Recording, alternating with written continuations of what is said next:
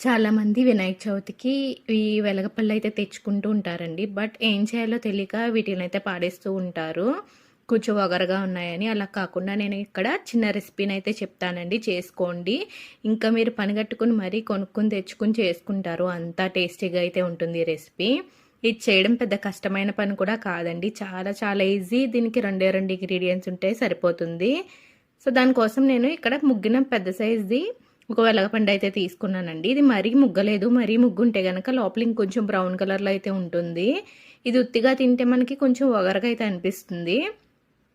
ఇది చూసారు కదా! ఇలా గింజలు గింజలుగా అయితే ఉంటుంది. ఇప్పుడు ఇందులోకొచ్చేసి తగినంత సాల్ట్ అయితే వేస్తున్నా. అంటే నేను వచ్చేసి ఇక్కడ ఒక కాయకి కూడా హాఫ్ టేబుల్ స్పూన్ కన్నా కొంచెం తక్కువైతే ఉప్పు, కారం అయితే వేస్తున్నానండి.